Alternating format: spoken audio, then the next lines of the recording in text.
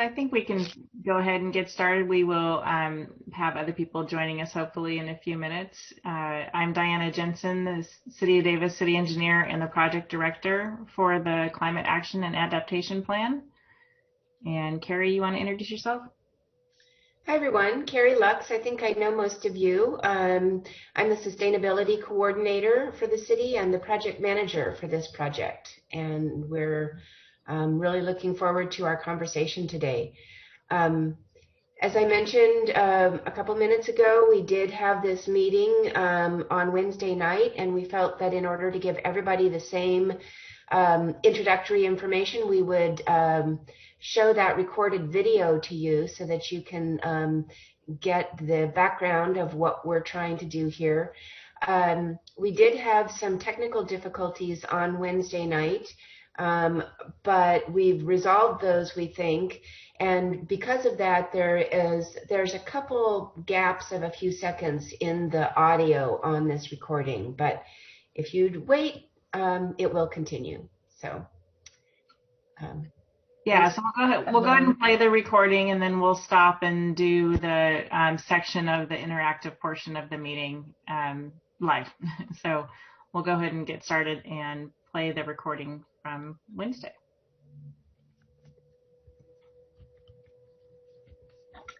So our meeting objectives today are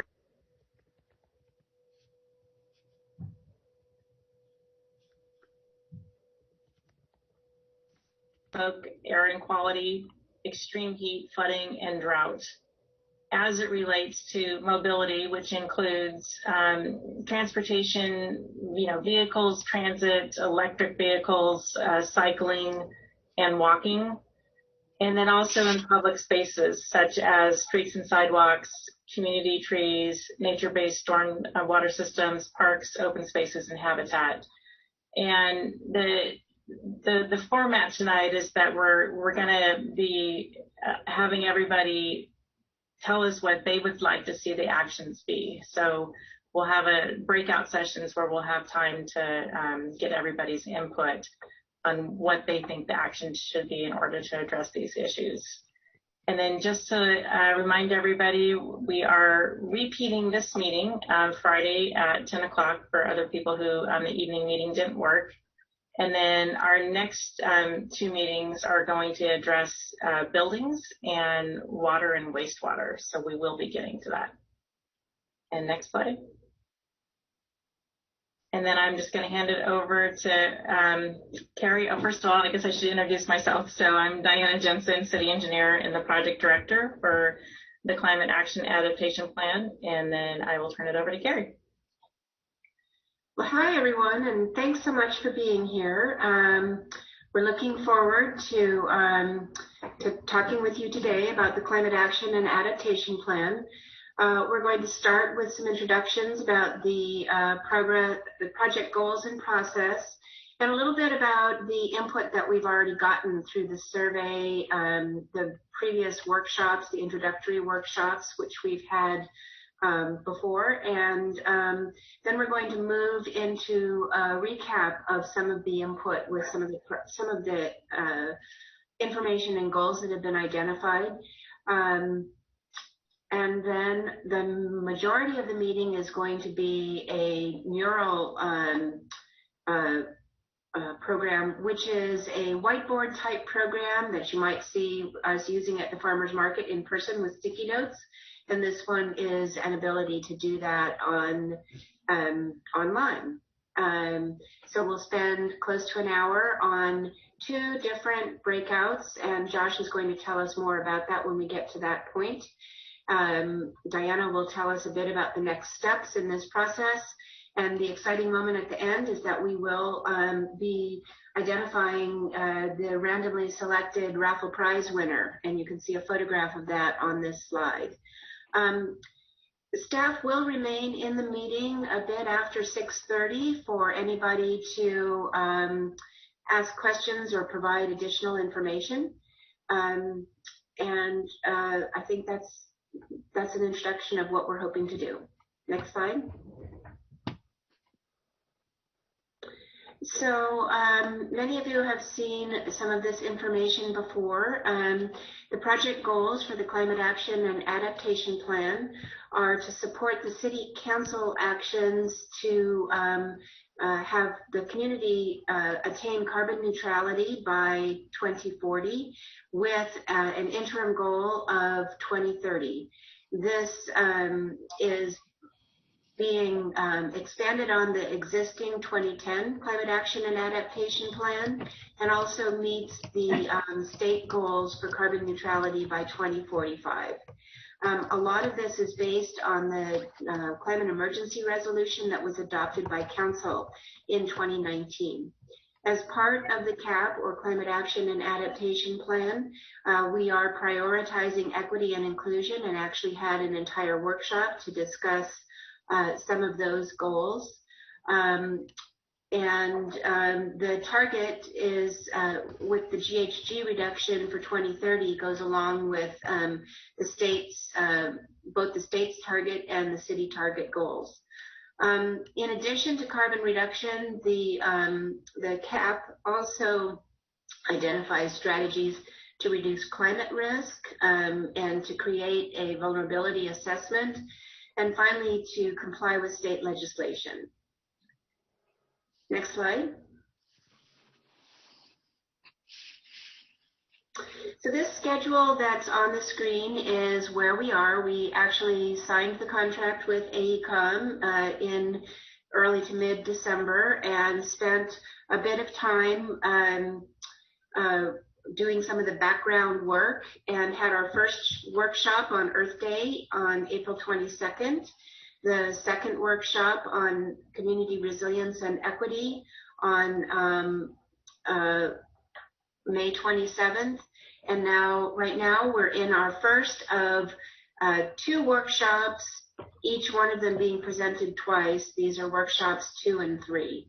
So you can see the actions up above at the top. What I would like to say is that we are still in the development of priorities and potential actions phase. So none of this is going to be finalized until after workshop 4 in early to mid-October. Once we finish the report to council, that will have the draft plan in it and the public review process, we'll be doing the environmental review and CEQA, California Environmental Quality Act. So next slide.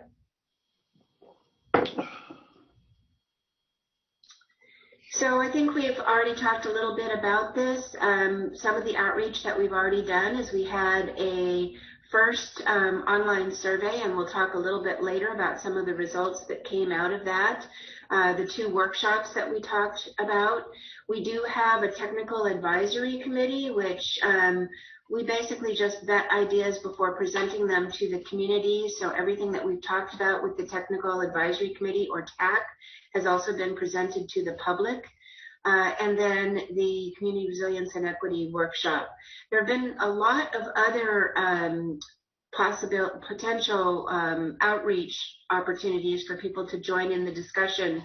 There was a Cool Davis Coalition with a panel in May. There are commission staff reports that go to all commissions every month.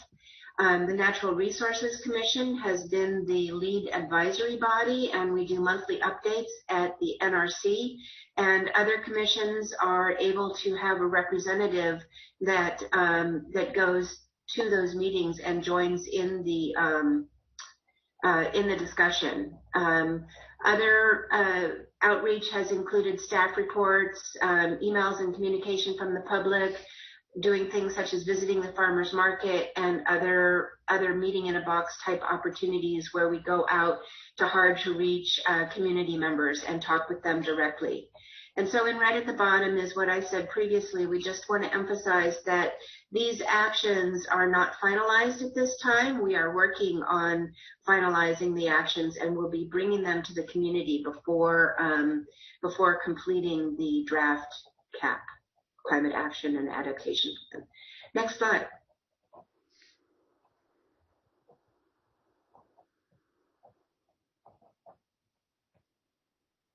Do we want to go to the next slide?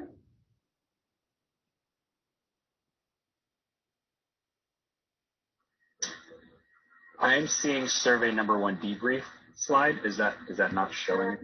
Well, my screen may be frozen. I'm still seeing community outreach review. As I recall, that survey slide, it talks about both the information that we collected from the survey. We had over 230 participants, as well as some of the gaps in, here we go, now I can see that. So some of the key topic areas and some of the gaps that we still need to address. For example, we had a large majority of homeowners that replied to the survey and a much smaller group of renters, but that doesn't necessarily match the Davis demographics. We need to reach out more to the student population to make sure that we get some of that participation active. Other hard to reach groups, Spanish speakers, and as I said, renters, others. So we're going to make sure to incorporate some of the equity and hard to reach community members in our outreach because we've identified that there are some gaps. The graph that's there is a question that was asked during the survey about which are the most important extra benefits to community members beyond carbon reduction and climate risk assessment and actions. And so people could select up to 3 options, and as you can see, there was a high preference for making sure that we address having better air quality, especially during extreme weather events. Environmental stewardship was very important to the community, and some of the other top-ranked issues were more parks and open space, water conservation, and waste reduction. So all of this information is going to be brought into our assessment of which actions we want to prioritize, and using the tool, how we weight some of those options. Next slide. And again, I'm still seeing the survey. Here we go. So I'm going to turn it over now to Diana Edwards to talk about some of those specific goals.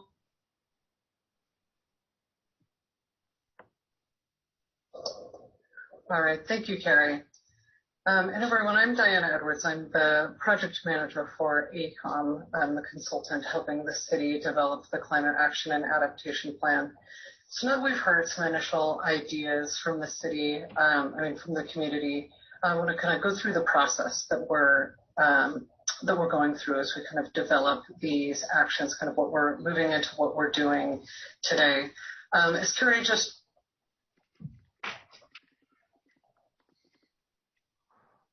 about a little bit. So we've received some great input and initial ideas on the actions and opportunities.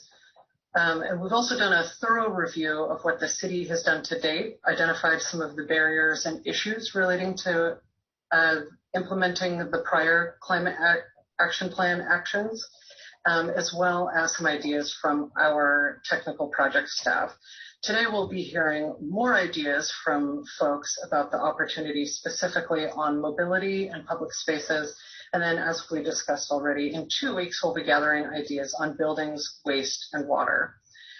So as you can see here, our development process highlighted in yellow is kind of what we've done, where we are, and then where we're moving forward to. So kind of where we are right now is we're gathering all of this input, and we're developing a targeted and consolidated list of actions that we'll then evaluate for greenhouse gas reduction potential, for the ability to improve equity, and evaluate based on some of the co-benefits that we've identified through the public outreach process. We will then prioritize the actions, and at our last workshop in October, get input from you all here on the prioritized list of actions and confirm our priorities. The final step then will be to build out more details of that short list of prioritized actions in collaboration with the city. Next slide. So I want to go through what some of the adaptation actions are. And these are actions that will help us adapt to climate change, which, as we all just lived through these heat waves, it's already here and will continue. So how are we going to adapt to that? So I'm going to run through our framework for the adaptation action development and give some highlights on what we've heard from the community. Josh will then do the same for our greenhouse gas reduction. We have the results from the vulnerability assessment, which I presented on at one of our last workshops. That's our baseline, as well as the community concerns that we've heard, and we're going to use those as a baseline to focus our adaptation actions. So we tend to think about these actions in three different buckets. We have structural, governance, and informational. Structural actions are physical interventions, which might, for example, adapt an asset through protection, be that raising a school out of a floodplain, building a berm, or providing shade at a bus stop to protect you from kind of an extreme heat day. Governance actions are policy-oriented. This would be putting in place an ordinance or guidance that will build in more resilient features to a project. For example, updating guidance about design standards for storm events or updating emergency response protocols around extreme heat. And finally, we have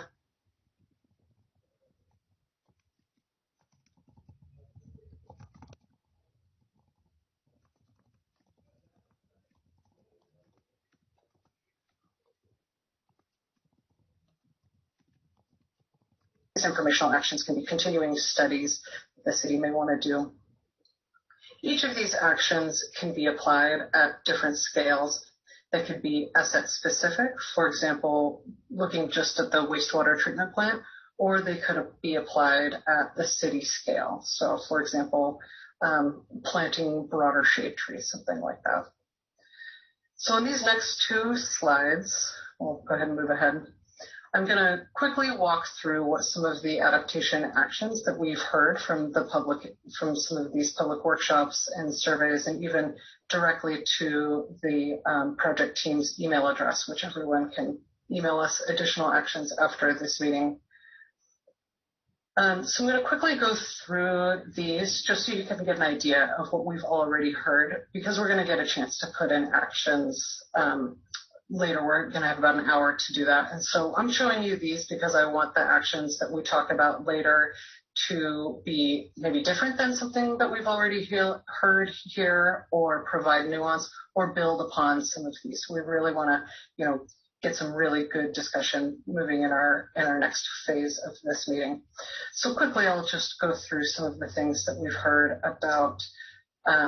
So physical actions, like we said, this is a physical intervention. To combat extreme heat, some of the ideas that we've heard is to enhance the urban forest through enhancing street trees, additional vegetation and green space, parks and open space, and that's to help reduce some of the urban cooling. Increasing biking and walking by establishing shade corridors on biking and walking routes, which does two things. It helps those routes be more comfortable for people who are going to be doing that in the heat, which might also encourage folks to bike and walk more and reduce their car trips.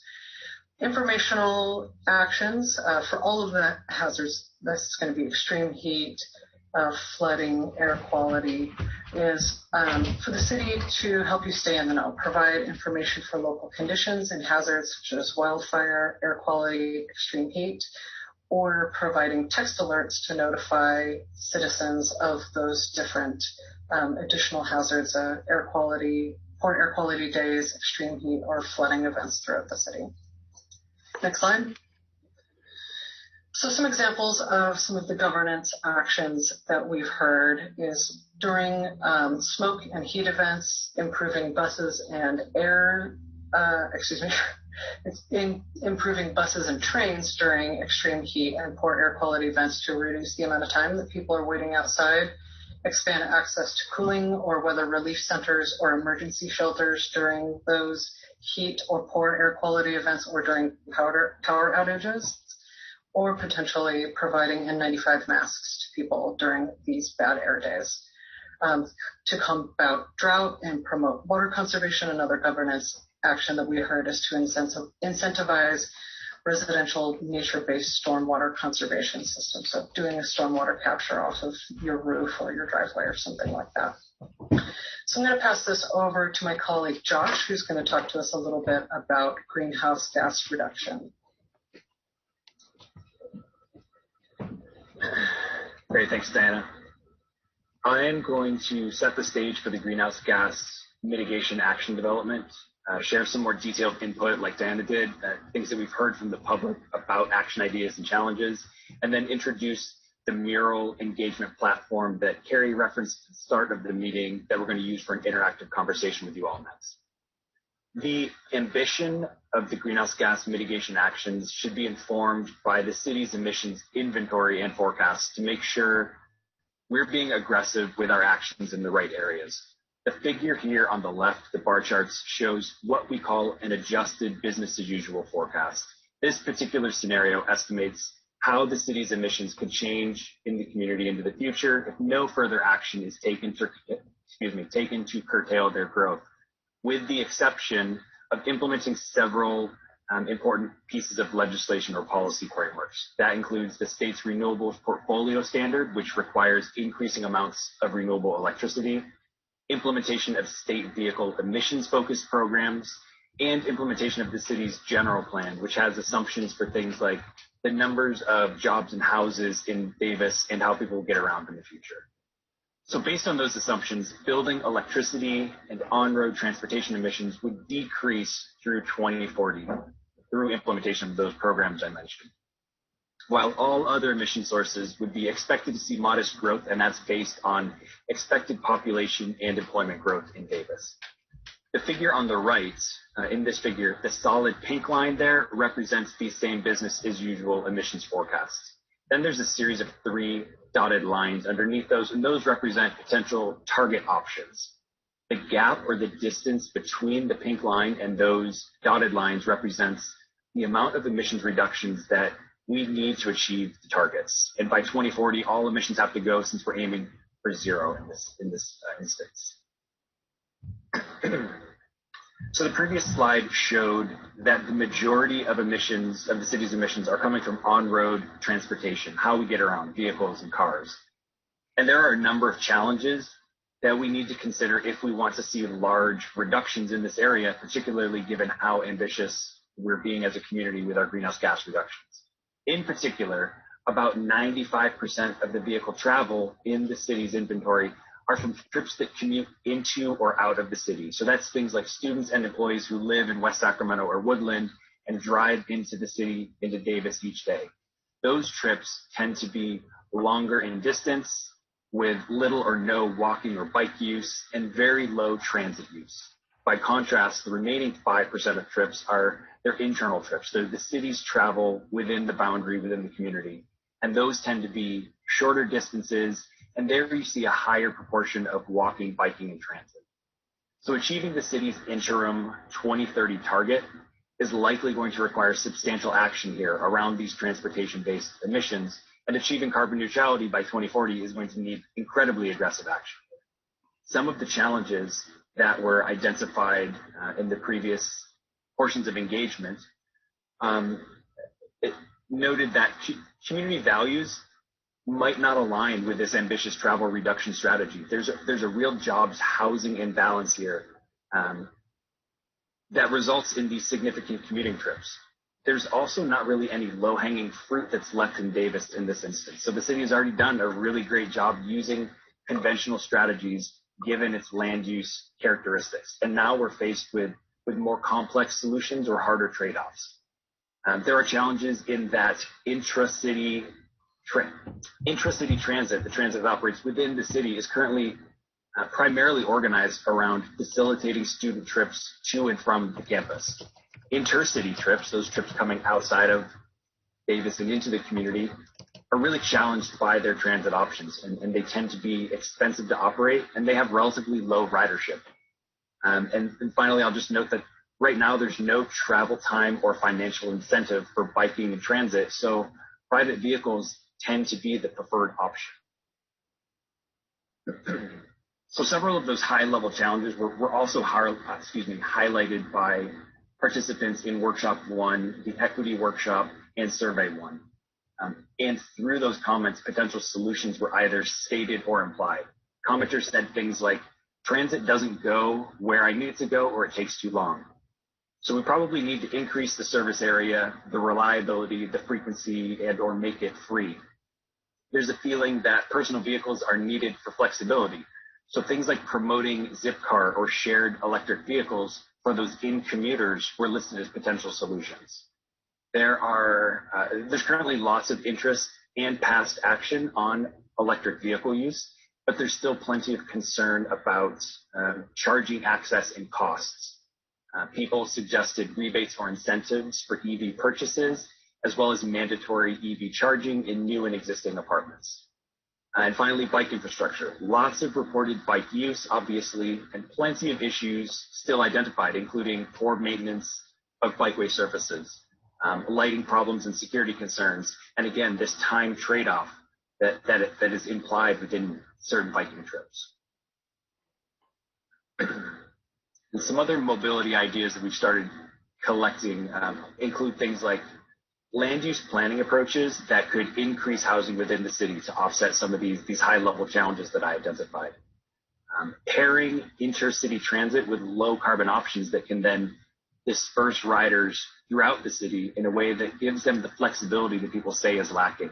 This could be things like a micro-mobility on-demand service that's similar to VIA in West Sacramento. It could be an electric car-to-go system like GIG in Sacramento. And this is where you could see bike facility improvements as well. There could be disincentives as well to personal vehicle use. So things like revising parking requirements or constraining roadway capacity to improve transit use, particularly on multi-arterials like Russell or Covell, or adding bus queue jump areas instead of more car capacity interchanges. So the city could commit to only funding projects that are going to increase transit capacity, not just private vehicles. Okay, we are still on time. So that was just a quick primer on what we've heard so far regarding climate adaptation and the greenhouse gas reduction opportunity so far. Now we're going to spend the next 50 minutes or so hearing your ideas too. So once I'm done here, everyone's going to be sorted into smaller breakout groups through your audio on Zoom. Each group is going to have a facilitator and a note taker as well to help out with the conversations. We're going to spend the first 25 minutes discussing mobility ideas. Then we're going to move the conversation on to discussing public space ideas for another 25 minutes. As was mentioned earlier in this presentation, Workshop 3, which is happening in about 2 weeks, is going to have a similar format as today. And that's where we're going to focus on discussing things like building action ideas, as well as the water and solid waste action ideas. So while today's focus is on mobility and public spaces, you will have the opportunity to share your ideas on buildings, water, and waste during Workshop 3. So I'm now going to attempt to share another screen. Let me see if I can do this right. Okay. Share this screen to briefly orient everyone in Mural. So Mural is like a big dry erase board that everyone can simultaneously add sticky notes to in real time. I've zoomed out all the way here so you can see the full extent, but it's been a really helpful tool during the pandemic to safely replicate some of those more collaborative aspects of in-person workshops. So each breakout group today is going to be working within a different color-coded area of this board, either the purple, orange, blue, or pink areas. All of those areas start with the same initial content. And I'm going to zoom in now to the purple group just to give everyone a bit more of an overview of this exercise. So once we are in our Zoom breakout groups, your group facilitator is going to share a web link within the Zoom chat that you can use to access Mural as a visitor. You're not going to need to sign up for anything. Once you're in the platform, you can move around the same way that you would within a PDF or other web-based spaces. You can click with your left mouse button and drag around to pan the screen. You can use the scroll wheel on your mouse or the plus and minus keys to zoom in and out. Each group has 2 tables that we're going to discuss today. The first table that we're looking at here is called Mobility, and then I will scroll over, and to the right there's a table similarly set up, which is the Public Spaces table. Go back to Mobility real quick. Under the heading of each of those tables, is a statement of what we're trying to solve for today. So I'm gonna zoom in. You can zoom in very close. I know some of the font can be very small, but feel free to get in as close as you need. The solving for statement is telling us that what kind of actions are we trying to elicit from this conversation today. So in mobility, we are trying to come up with actions that would provide greenhouse gas reductions, as well as address equity issues and address wildfire or air quality, heat and flooding. So we want your ideas on greenhouse gas reductions and climate adaptation actions today. Zoom out a little bit to show you that each table also has several subheadings to help organize topically where the comments might go. So here in mobility, we have a section on buses and trains. There's a column called reduce car use. There's one for live, work, and play, and that's about urban planning type strategies. There's one for electric cars, and finally one for biking, walking, and rolling. You'll also notice that there are already a handful of big purple sticky notes in here. We wanted to provide a couple seed actions in here just to get the ball rolling. And these are from comments that we've already heard from the public through those other engagement activities I mentioned earlier. So the purpose of today's exercise is to fill these boards with more comments, with more sticky notes, more ideas for additional actions that we should consider to be included within the CAP. And we want to fill them in within these topic areas. If something doesn't fit perfectly within a topic area, that's fine. Add it anywhere within your space that you want to. All of the comments are going to come back to us. Which brings me to the most important lesson to show everybody is how do you add a sticky note. And it's very simple. You just double click and a new post-it note is going to appear. You can type in the comments. If you don't like where you put it, you can just click the note and drag it somewhere else. Double click, you have a new note. It's as easy as that. We do recognize that technology, especially new technology, if people have not used this before, can sometimes be off-putting, or even the technology itself is uncooperative. So you can also share your ideas in a couple different ways today. You can double click to add these sticky notes like I just showed you. You can enter your ideas within the Zoom chat, or you can share your comments verbally and ask that your note taker put them into a sticky note for you. All of the comments, no matter how you make them, are going to come back to the project team at the end. So no matter which participation option you're going to choose. I would also note that today is not a popularity contest. So if you see a comment on the board, an idea that you like, you don't need to write it again.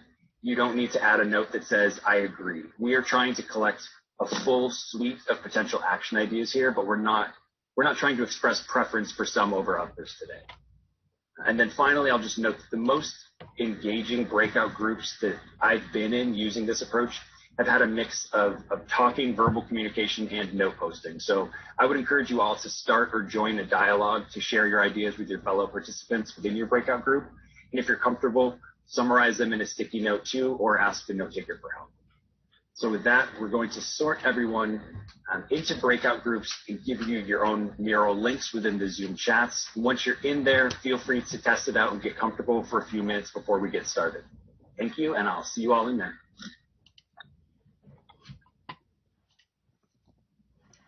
Okay, so as we've been saying, the presentation was recorded from Wednesday, so everybody could hear what the consultants had to share. And then I put in the chat earlier, but I'm going to go ahead and do it again, that here's the link to the Mural whiteboard that you can click on, and it'll take you directly to the whiteboard where you can add your own comments. The other options that we would like to provide are, if you're more comfortable just putting into chat what your action would be, if you could just state, which section it would be under, that would be helpful. And then we'll try to do it real time. We'll try to add everybody's comments as we see them in the chat. But if we miss something, we're going to be reviewing the chat later and make sure that we get it on there. So, and then the other option is we do have a note taker here with us today who's going to help put comments up on the board as well. So if you're more comfortable just, saying what your action you'd like to see, then we can try to post that for you. So Carrie, did I miss anything? Do you have anything to add? No, I think that's great. I think all of the various comments will get recorded, and we do want to have a lively discussion. So you can do all three if you want. And thank you, Mina, for helping us with the verbal comments and putting it in the chat. So I think we can get started. Yeah, so I'd like to open it up if anybody has any comments they'd just like to talk about or discussion, questions, what you heard on the presentation. So Diana, you're going to share your screen with the live board, correct? I can, if that makes it easier. I think if people can see what's being done, even if they're not adding comments, that would be great. Okay. And the categories we're talking about mobility until about 11 o'clock, and then, or a little bit before 11, and then we'll switch to the other comment. And again, you can scroll in and see comments, but this discussion would center around anything related to mobility. The categories in the Mural board are buses and trains. Let me expand my view. Reducing car use, live, work, and play, electric cars, and biking, walking, and rolling. So I see that we do have some people adding comments, and we'd welcome any verbal comments as well. Just a quick question. So to add a comment on the Mural board, do we use can you mind putting the cursor exactly what button we'd hit to add a comment? Is that little upper comment box in the upper right hand? Okay. Right you can do that, or you can just double click. Yeah. Okay, cool. Thank you. When you double click, it will create a sticky note, and then you can type into it and then move it if you choose to.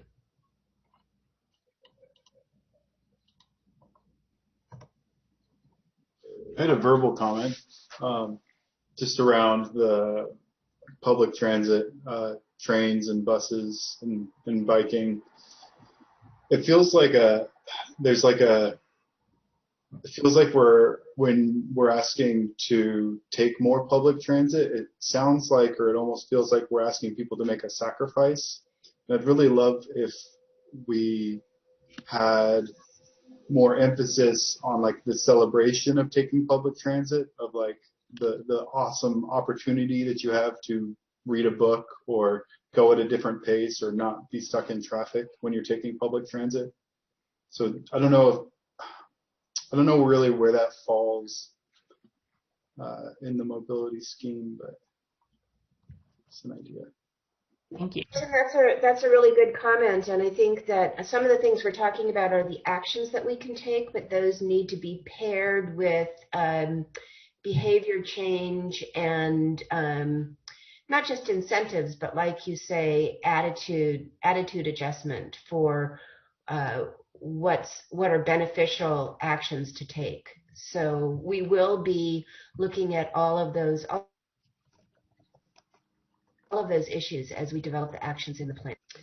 One of the things that we've talked about is reaching out to youth for getting behavior change, because of course that impacts all of our community, but also those are people that can model for us good behavior. So Carrie, I was trying to put a sticky in, and it seemed like I typed in about 2/3 of what I wanted to say, and then it all went away. So I missed something, but I'd like to put a sticky note in the reduce car use column that suggests developing an incentive system for people to give up a car, and also incentives I've had several friends recently who have commented and even bragged about setting themselves an annual reduced goal for mileage. And so reducing annual commitments to reduce annual mileage is another thought there. And if you wanted to really make a Nazi-like commitment, you could maybe get access to people's odometer data and track them, or it could better probably be an honor system. But I think people are thinking about ways that they can reduce, either eliminate a car or reduce their annual mileage. And so having some involvement that encourages that might help. Yeah. That's fascinating. I think of I think of like a competition, like a rolling competition within the community of like who can reduce their mileage the most, or something, little leaderboard and all that. Yeah. Then is it miles or percentage? And you get into all kinds of tricky questions. Could we back up a step and have a plan to try to understand why people choose their transportation options? Why doesn't everyone bike around town, for example? Right? And there's probably a lot of people who, one of the reasons is, habit or tradition, or what's the right word, preference, right? You have preferences and habits and traditions, but then you also have reasons why people certainly can't choose certain options. And, physical fitness capability and so forth. I've been in other meetings, public meetings, where they say, oh, no one will ever ride a bicycle farther than a quarter mile, and we need everything accessible within a quarter mile. So studying the problem is, I guess, what I'm trying to say, is something worth doing up front. Related questions, we used to have a plan for neighborhood grocery stores that everyone would bike to their neighborhood grocery store in Davis, and then all of a sudden, the neighborhood grocery stores sort of fell onto hard times in a few cases, at least. Some of them are still doing very well. But then one of the questions is, what percentage of the population drives to Costco and Woodland to buy groceries, as a regular thing? What percentage of the population does shop at their neighborhood grocery store, and what is the relative greenhouse gas impact of that? I don't know the answers, but maybe these are some of the questions that are worth asking up front. And for those of us who can't give up the skinny pop and the big bags from Costco, how can we carpool and share to get Costco goods down to Davis without so many car trips? Oh yeah, we could. If the real answer is really for everyone to go to Costco, then we need a pneumatic tunnel, to transport items. Right? Perfect. I see. I think Scott, you have your hand raised. Did you have something to add? Yeah, just in general, each initiative, buses and trains, reduce car use, etc. I think it would be helpful for citizens to understand, and perhaps city strategists to understand, when we're bumping our heads against state law or federal law, rather than continue to pursue something that is going to be foiled by some kind of state interchange, intercommerce law. Understand when we need to lobby for federal or state action, and when we need to where we can take action locally. So basically, when we need to change law in order to make things happen, such as if we're going to create disincentives for car use for combustion engines, we can't do that locally without running into state law or federal law. So, but it's clearly what we need to do. So I just want to understand when we're running up against state law and federal law, and when we're not, with these initiatives. And I think that would be really helpful.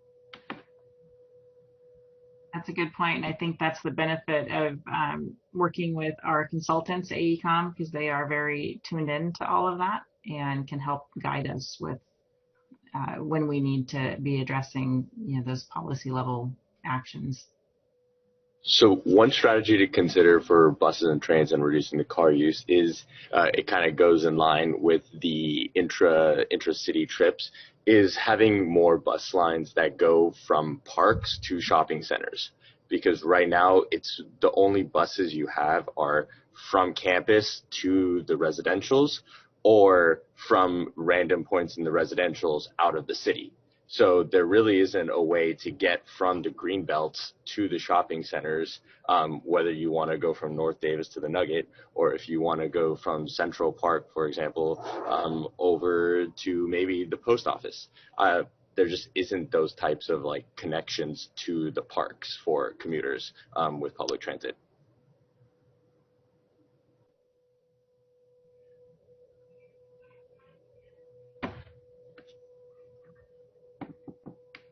We have some comments about the live, work, and play column.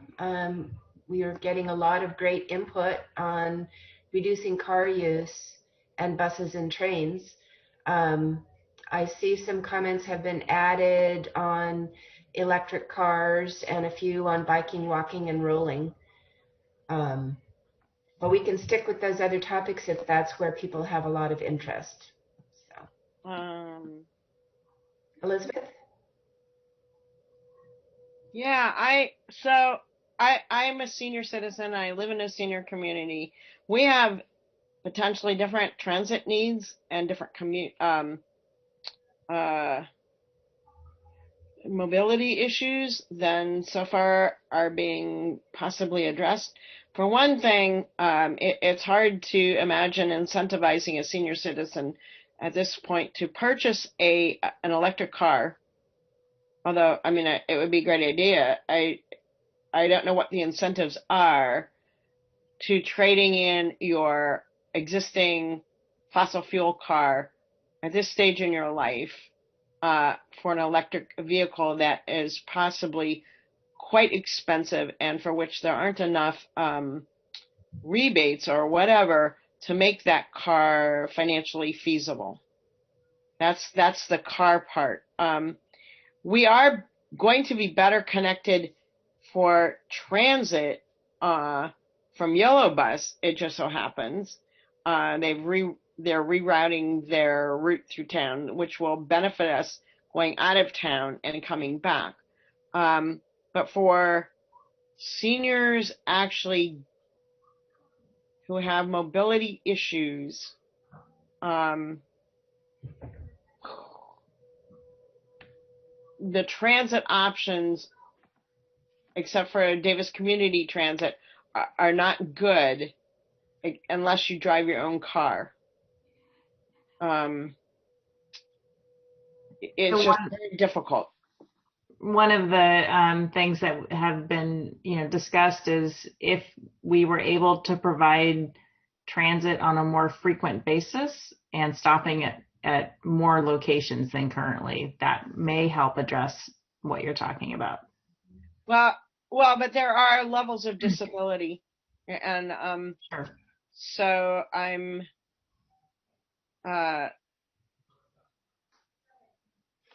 yeah. So you have to get people from their home to the transit and back. True.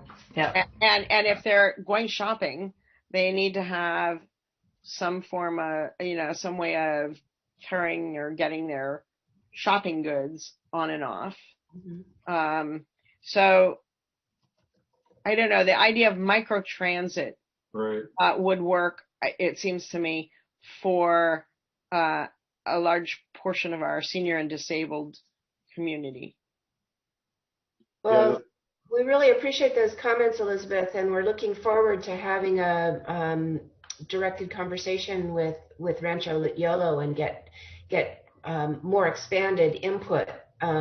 Yes, we are looking forward to that conversation, and I'm really going to push that some of our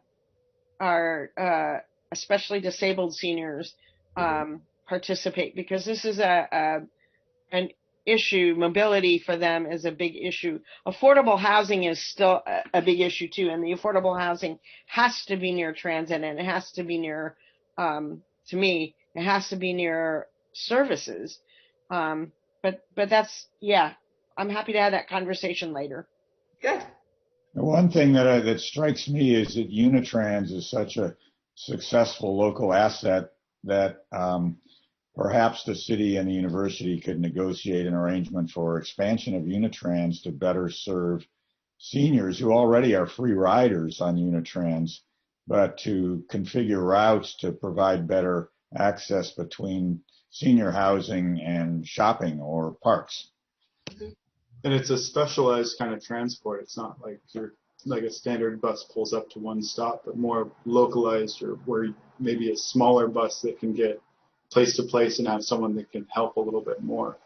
Right. Maybe it's a new, smaller format as an accessory to the current Unitrans system. But student drivers, probably are an economical piece of that puzzle. And once people do, in fact, get downtown on public transit, there needs to be a sort of an electric mini van, bus, whatever, downtown to take people around so they don't have to walk the distances before then they can get back on the bus to transport them home. And a lot of communities are already doing that.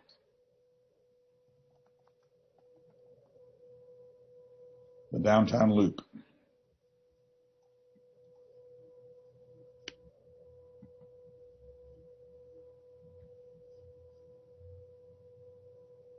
Downtown is tiny. This gets back to what is the difference between people, why it's so easy for someone to walk from the farmer's market over to the train station, and other people think of it as a journey that needs some kind of a machine for you. Why is a machine needed for that? It's the most wonderful thing to do, to walk around downtown. Beautiful climate, level ground, happy people. What else does it take? Well, that's easy for you to say, but if you are disabled, that's not an easy concept. It isn't easy to go from, and it requires a lot of energy to go from the co-op to the train station. I'm sorry if did I miss something in the conversation there? Yeah, I thought we were talking about. I did not realize we were talking about disabled folks. Yeah, I'm sorry if I missed that. We could also be talking about people with kids, young children. You can't just try to drag my kids from the co-op over to the post office. Good luck. This is Richard. I want to point out something that they said that is very notable, and we should not get distracted about walkability on this, is that 95% of our VMT and vehicle emissions is from inter-community travel. That is not longer distance travel. Having more walkability downtown is not going to address that problem. We need to be looking at solutions that actually reduce emissions for traveling to places like Sacramento, or them traveling to here from Sacramento, Woodland, or Dixon, or other communities. That's where the real emission reductions have to come in the transportation sector. Does that data reflect through traffic, or is that just Davis residents? It excludes I-80 traffic. Okay. It includes traffic that either starts or ends in Davis. That's the key factor. And when Richard says VMT, that means vehicle miles traveled. So of all of the vehicle miles traveled from Davis, the majority of them, the large majority, are leaving the community and going somewhere else, and then possibly coming from there to come back. But that doesn't mean that we should not also be addressing our local travel issues. I think that we need to come up with a package that addresses all of these types of things. And as we know, when you change your behavior close to home, that also helps you change your behavior in the broader context of things. So I think that's a really important comment. I also think that we need to be addressing all of these topics. And it's really exciting to see how many comments are up on the board. I know we have a few people that may have been able to make their comments in writing or in chat, but I'd love to welcome anyone who hasn't had a chance to speak up yet to talk in the last few minutes of our conversation about mobility, to let us know some of the things that you're thinking about. One of the challenges that Richard, I think, brought up has to do with, how do you really kind of encourage people to take transit for trips that are inner city or originate from outside of Davis. And one of the challenges that I often hear about is just that last mile.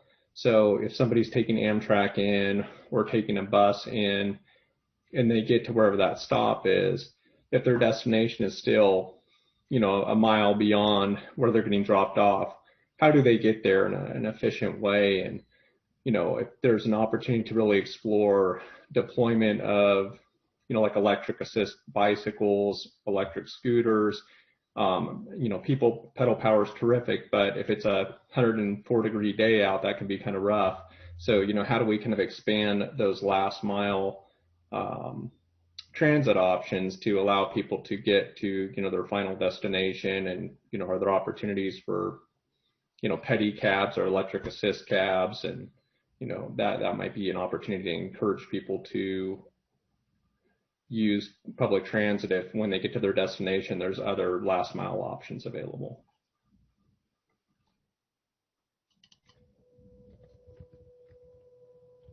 I will say, just as we're talking about this, there is a paired online survey that is coming out within the week that is going to address many of these same topics that we're talking about at the workshops. And looking at some of these different solutions will be part of that survey. So we'll be getting input from that as well. And all of these ideas are things that we are going to be assessing for the various reasons that people are bringing up: the cost effectiveness of different issues, how much of greenhouse gas reduction, emissions reduction values we can get out of some of these actions.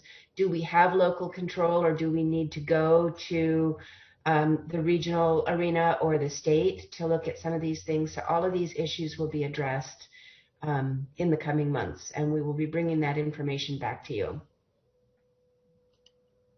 Can I bring up one other thing kind of related to what somebody was mentioning about, destination versus origin trips?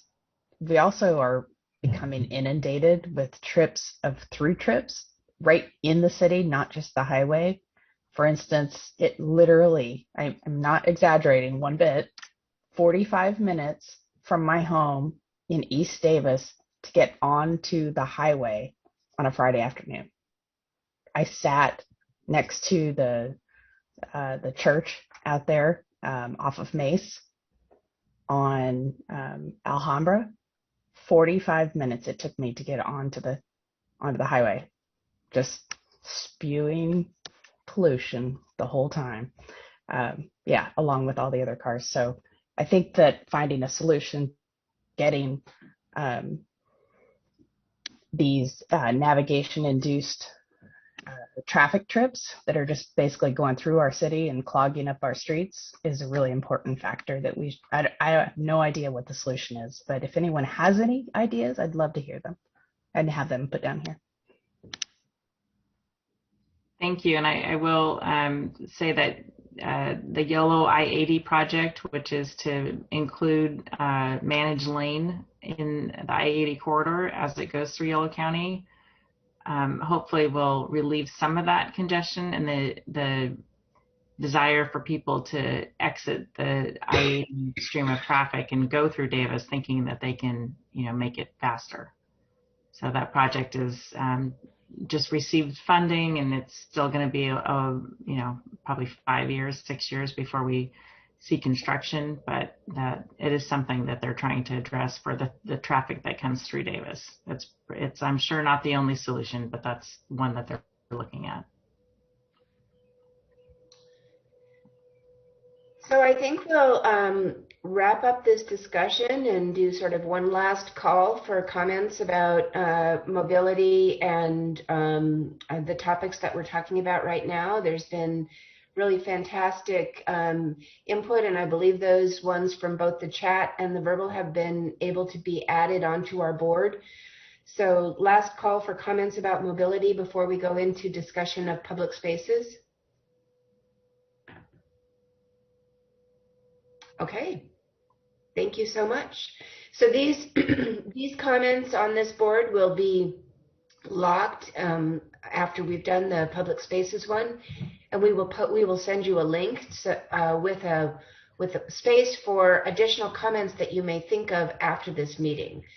So there will be opportunities for you to add comments and all. And as was discussed in the introduction, this is not really a popularity contest. We don't need to, we're just gathering all of the ideas, and you don't need to like or add to certain ideas. We'll be putting them all into the big bucket of what we are addressing, and then analyze these ideas and bring them back to you.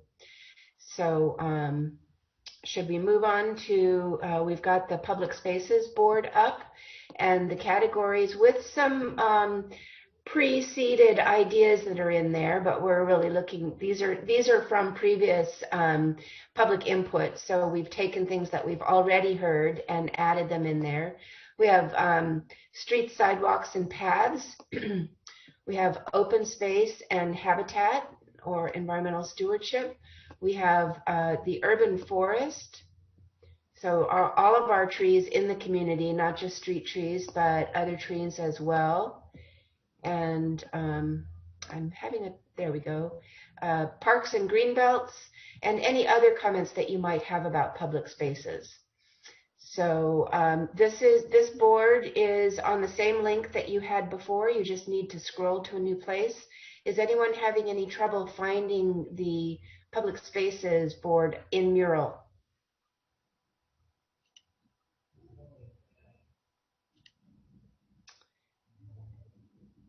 So we've already had some parks and green belts comments in the mobility section, talking about how people can get from these areas to other destinations, such as shopping centers or schools or other things. And so they are all interrelated. But thoughts or comments about public spaces that people would like to make? It seems like there's a lot of really good comments down already. This one's probably in there, but I'll add it. I'll just verbally state it just in case it's not. Increasing vegetation with the goal of increasing infiltration for water when we are getting heavy storms, when we are getting torrential rains, because as climate change hits, it's going to be extremes on both ends, more droughts and more floods. It's hard to know exactly, but that's one scenario. But when it is getting a downpour, hopefully we can restore some of the groundwater or help infiltrate so that we have this kind of running system that we can draw from when the droughts do hit again. So just increasing infiltration in our public areas. It'll also help with flooding in those regions as well. Great. Yeah.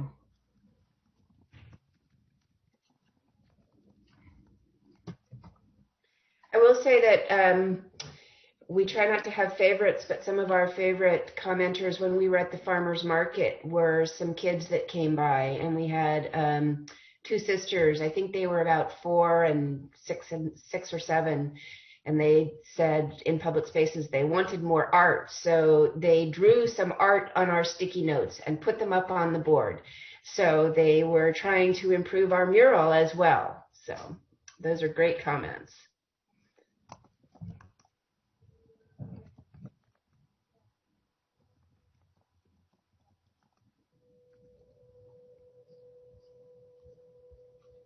Thoughts? Things that you have had burning issues that you've been thinking about public spaces and how those relate to our community and ways we can reduce greenhouse gas emissions, improve quality of life, and just generally have an improved community. One thought is that a huge portion of our budget goes to maintaining the parks, and that includes, I don't know how many acres of grass, as well as the various, I think, like thousands of trees that the Parks Department is responsible for. So the increasing the drought-tolerant plants could also reduce the city's expenses, which would be a little bit of an input cost, but it could be very valuable. So reducing grass and increasing drought tolerant plants in the greenways. Yep, that's a good idea.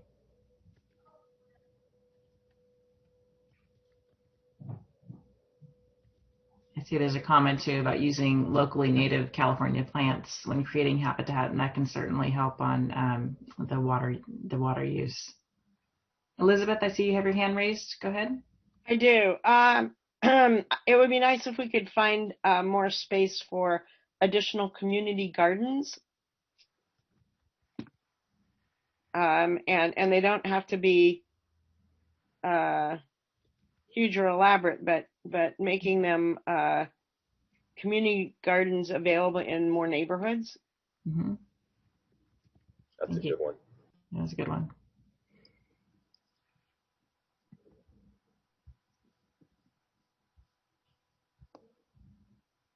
One thing that I've begun to advocate, and despite being a Tree Davis supporter, I don't always get support on this idea from Tree Davis, but it's to really focus on planting trees in areas with buildings to plant trees that don't grow so tall so that we can keep our rooftops open for photovoltaics, but focus on using the trees that maybe don't grow as tall but grow broader to shade walkways and streets.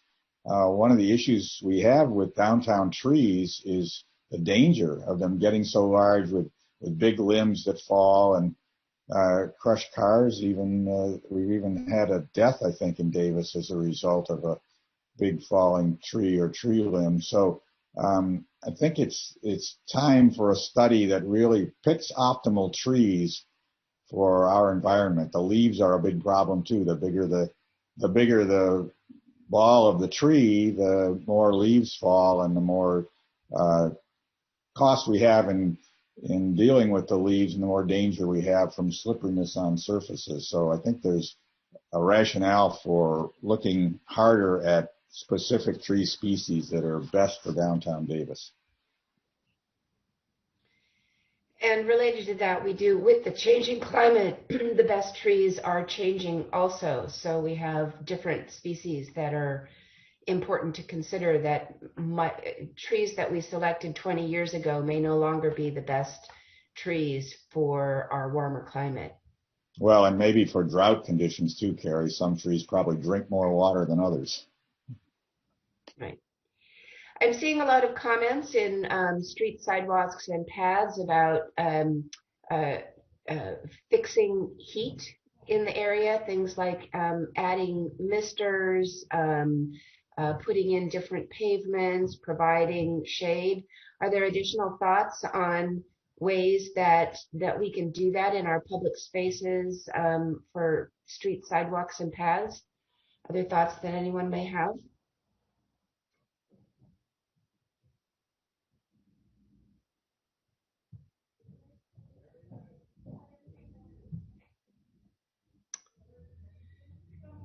We have a lot of comments on the urban forest. As Richard had just said, we have a lot of work happening right now on the urban forest. So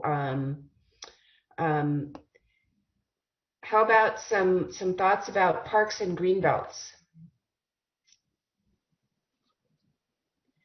I like the idea of, I think the city does a great job with this, but keeping like parks are naturally a place for community to gather, but definitely like building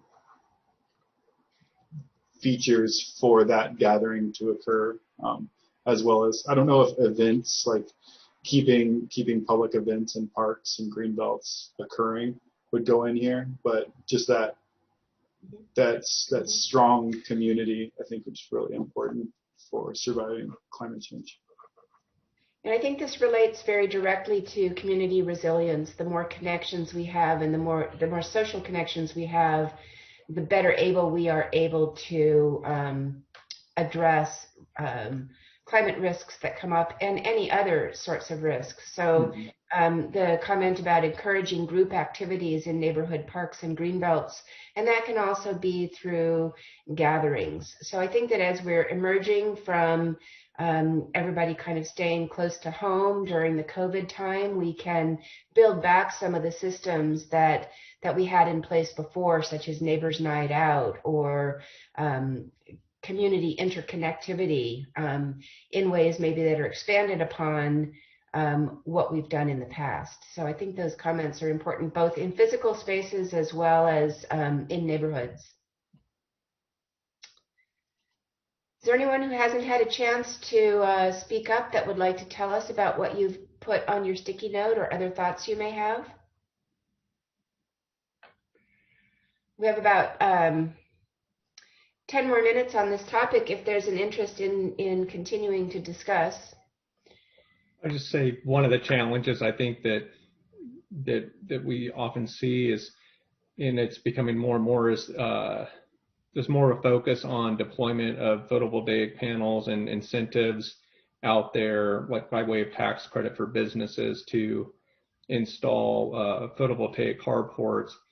We have folks that are looking to retrofit existing parking lots where trees are, and how do you balance existing tree canopy in private parking lots with installation of photovoltaic carport panels? So that's kind of a policy issue that I know the city's currently grappling with. But it seems like there's some trade-offs there, and with respect to urban forest as well as using photovoltaics to help reduce GHG emissions. So that's one I put on there that I think that there's going to be quite a bit of discussion about here in the coming months. That's a good point. I saw somebody put a note up under urban forest for more food forest. I was wondering if whoever put that up wanted to elaborate on that.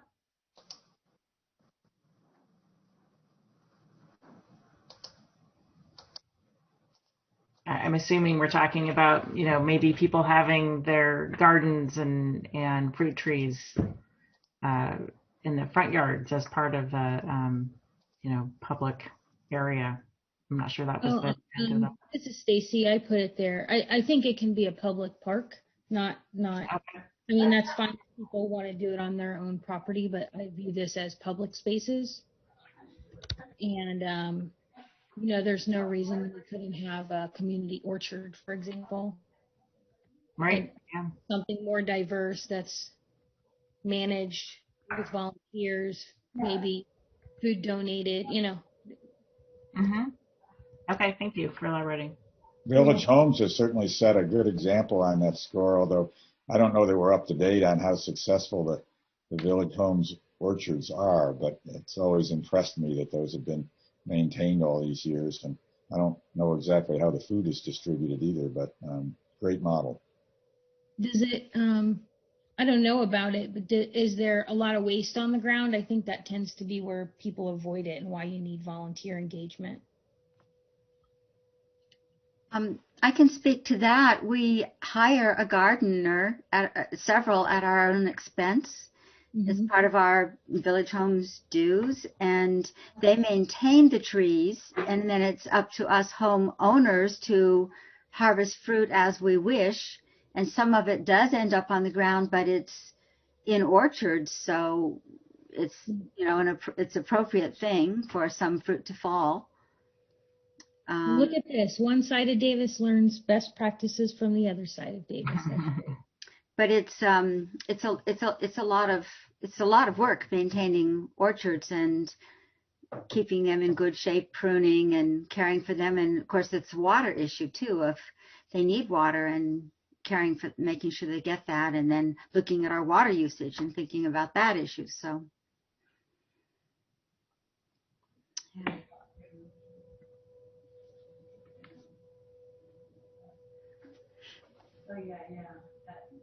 But it is a great opportunity for community participation and group activities like harvest time. A whole bunch of people get together and can or freeze or whatever is the right thing to do with the excess that we can't consume all at one time.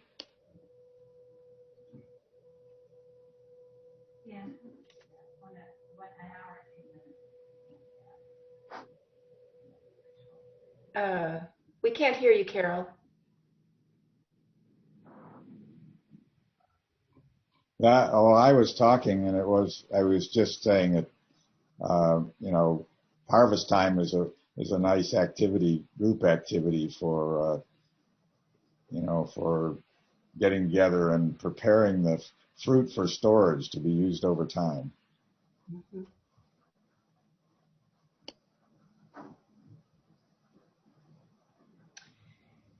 Some of the things that we do with our public spaces and have done during the COVID time, I haven't seen if this is up here on the screen, but the city has provided some outdoor spaces and closures of downtown streets for restaurants, short areas for restaurants at certain times and that kind of thing. Do people have comments, pro or con, about that idea?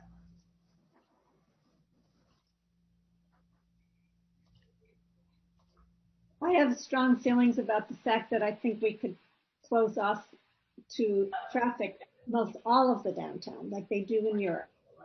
Yeah. People walk there.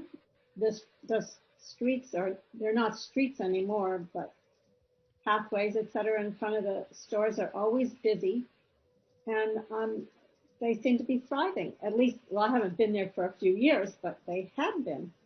And even big cities are closing off center cities. It's wonderful. Yeah, downtown Madrid is a terrific example of creating a pedestrian environment that was once dominated by automobiles.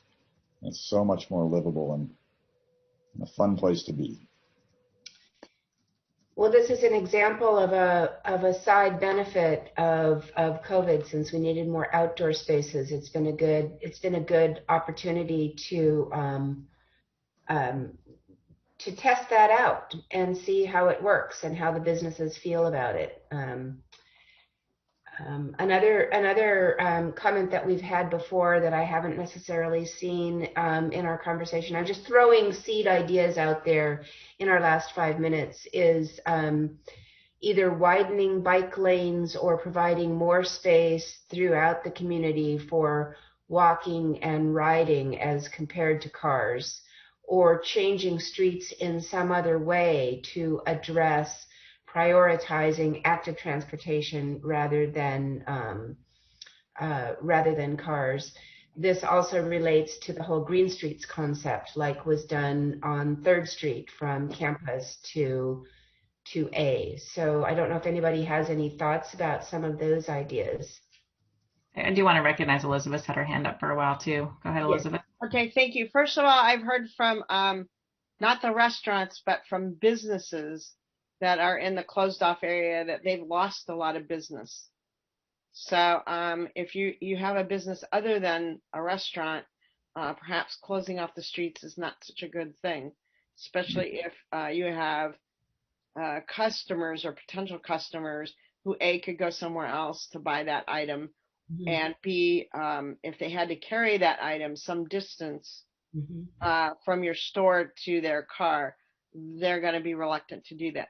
That's one comment. The other comment is I both walk and I bike, but I have to say, as a pedestrian, I find it very difficult to have to share lanes with bike riders who are not necessarily so considerate of pedestrians.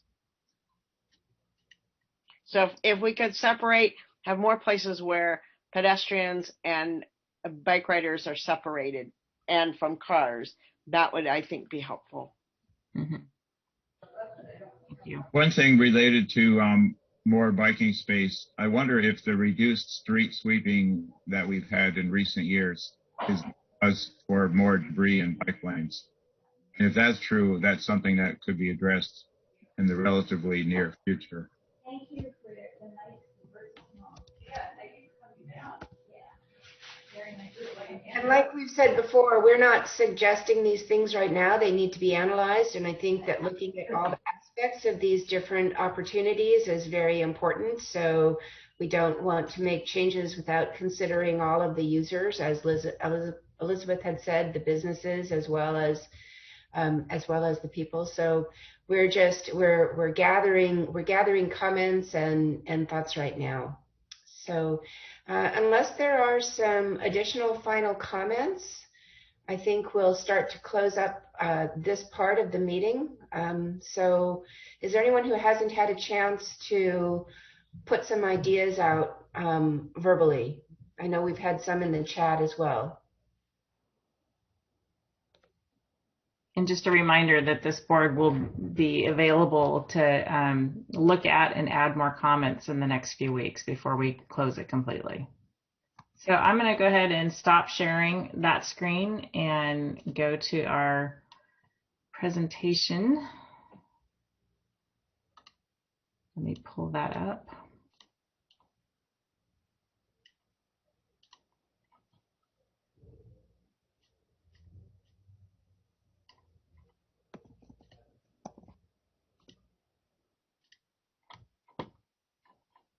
Okay, so moving on to next steps. So Carrie, did you want to cover these? Sure. So I think we've said much of this as we've been discussing this. The upcoming survey will be posted on the website, and we will send that out to all of the people that are on our e-notification list and to our various ways that we are messaging people out. I do encourage you to go to the website and sign up for e-notifications so that you get information about everything that is coming up. These mural boards, as Diana just said, will be open online. They're not posted there yet, but we will be posting them on there so you can look at the comments that have already been made as well as add comments until the beginning of August. Please do put on your calendar and pre-register for our next pair of workshops, which is going to address buildings, which will include energy and renewable energy, and as well as waste and water and some of the anything related to that. And those are on Wednesday, July 28th at 5 p.m. and Friday morning at 10 a.m. similar to this. So this meeting, and all of these actions are being added to our large list. We're not dropping things out unless they're repeats. And we will begin to evaluate and draft priorities from all of the input that we are getting. And our standards will be to look at community preferences and priorities from the input that we've gotten to make sure that we're addressing how much value can we get out of greenhouse gas reduction from these different areas, as well as co-benefits that we may get, such as better air quality or improved public spaces or environmental stewardship or other values that the community has identified. And we are addressing equity throughout our analysis of this. So some of the issues would be, as Elizabeth talked about, some of the issues that seniors may have that others don't have, people with disabilities, other hard to reach groups in our community, and make sure that our youth, our seniors, our disadvantaged community needs are being met. So next slide.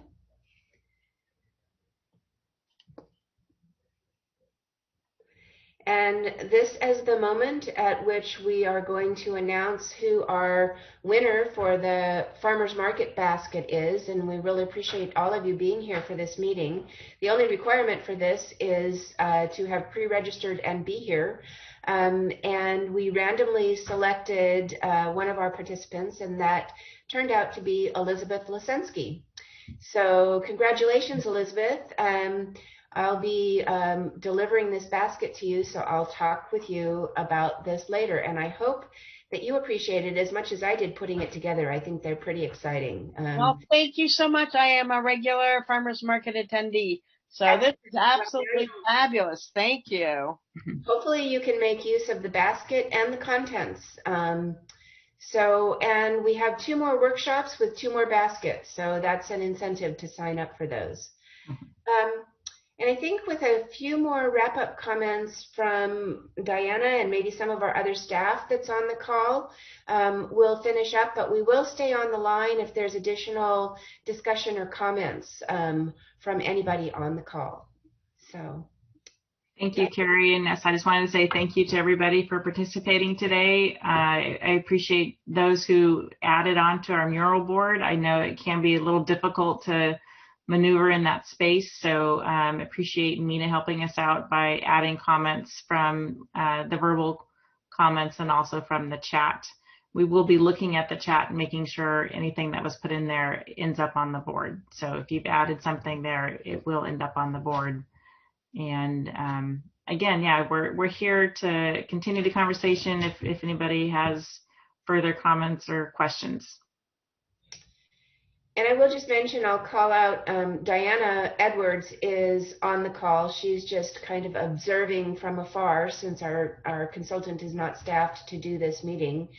So Diana, if you have anything to say, but I won't put you on the spot to do that. But also, I know Ash and our assistant city manager and Brian Fenty are on the call. I don't know, Brian is our new chief building official, and we have other staff here as well. So I will give you a chance to say something if you'd like to, and we do appreciate your participation throughout this meeting.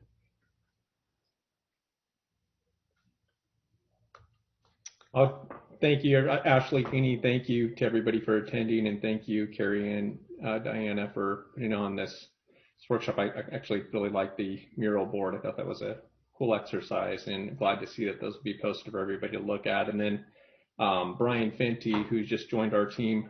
Oh, I shouldn't say just joined our team, but probably been here about a month now. Our new chief building official. Glad that he's participating, and I know that Brian will be participating in the upcoming workshop associated with building, so that'll be terrific, as well as water efficiency. So I'm sure you'll get to hear more from Brian at that workshop. Thank you, Ash. I appreciate the introduction and appreciate meeting all of you. And I too really enjoyed the Post-it notes on the mural board. That was very well done. Great. Thank you, Brian. Good. So we're a few minutes early, but I think we'll end the sort of official portion of our workshop. But again, we will stay on. Actually, I probably should ask Jennifer. I know you're going to have a lot to add for the Buildings, Waste, and Energy meeting, but Jennifer is our conservation coordinator for solid waste, composting, recycling, and all. So thank you for being here today, Jennifer, as well as everybody that's participated today. Thank you so much. Thank you. Thank you. Thanks. Thanks. Thanks, everyone. Hey, Carrie, one quick question. Yes. Do I have to do anything to save my comments on the whiteboard, the poster board? No, they're just there. Okay, excellent. They're posted. Yeah. Thank you. Okay. And we will be getting in there and freezing so nothing gets accidentally deleted, although you'll still be able to add to it. All right. Thank you, guys. Thank you.